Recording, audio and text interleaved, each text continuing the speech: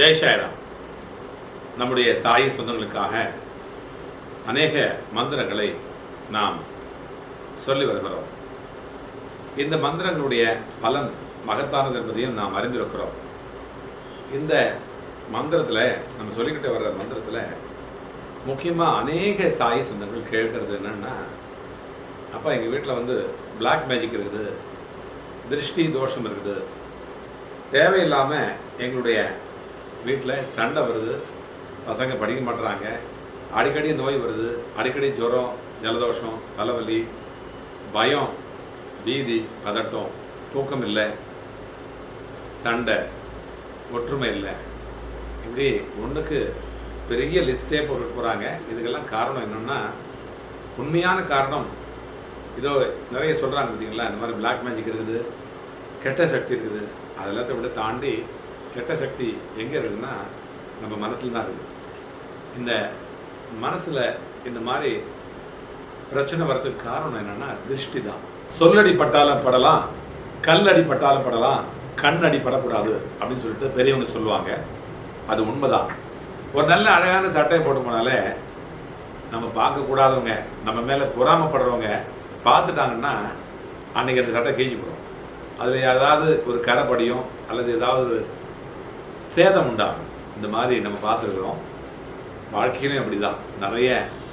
நிறைய நம்ம நல்லா வாழும்பொழுது நம்மளை பார்த்து பொறாமப்படுறவங்கனால கண் பட்டுச்சுனால அது ரொம்ப பெரிய பாதிப்பை உண்டாக்குன்றது பெரியவங்க சொல்லியிருக்காங்க.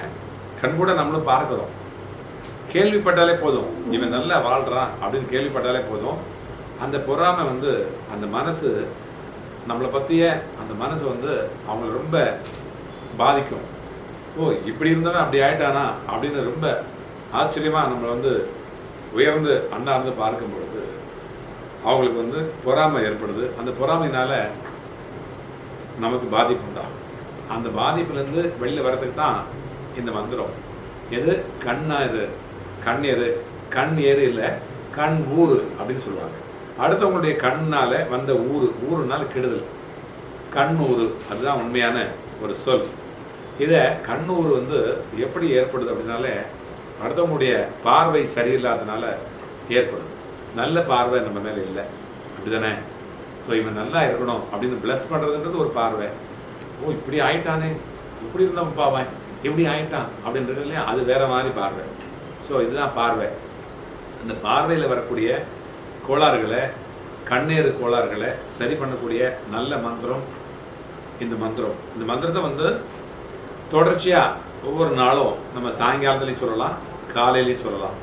காலையில் பூஜையின் போதோ அல்லது அந்த சாயங்கால பூஜை போதோ நம்ம இது சொல்லிட்டு வரலாம். சொல்லும்பொழுது எப்பவுமே ஒரு பலகை, மரப்பலகையோ, மணக்கட்டை சொல்லுவோம் இல்லையா, அந்த மாதிரி மரப்பலகையோ அல்லது துணி, தூய துணி அதை போட்டுக்கிட்டோ இல்லை தர்ப ஆசனத்திலையோ உட்கார்ந்துக்கிட்டு கிழக்கு நோக்கியோ அல்லது வடக்கு நோக்கியோ உட்கார்ந்துக்கிட்டு அப்பாவை, சாயப்பாவை நினச்சி சாயப்பாவுடைய இந்த மந்திரத்தை ஒரு 108 முறை சொல்லிட்டு வந்தோம்னா நம்ம வீட்டில் குழந்தைகளுக்கு உண்டான திருஷ்டி, நம்ம கணவருக்கு, மனைவிக்கு, பிள்ளைகளுக்கு, இந்த குடும்பத்தில் நல்ல ஒரு வண்டி வாகனம் வாங்கி நம்ம சந்தோஷமாக நல்லா இருக்கிறன்றதை பார்த்துட்டு இந்த கண் திருஷ்டி வரக்கூடிய அந்த தோஷத்துலேருந்து நம்ம விலகிறதுக்காக சொல்லக்கூடிய ஒரு நல்ல மந்திரம் இந்த மந்திரம். இப்போ நம்ம மந்திரத்தை சொல்லலாம்.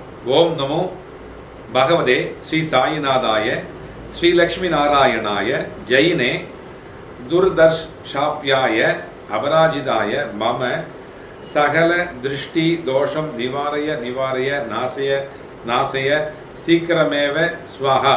ஸோ இந்த மந்திரத்தை நம்ம குறைஞ்சபட்சம் எப்பவும் போல 108 முறை நம்ம சொல்லிட்டு வந்தோம்னா, இதை 108 முறை மட்டுமல்ல, இந்த திருஷ்டி தோஷம் எப்போ உங்களுக்கு இதுலேருந்து விலகி நம்ம வெளியில் வந்துட்டோம் அப்படின்னு எப்போ நினைக்கிறீங்களோ அது வரைக்கும் சொல்லிட்டு வரணும்.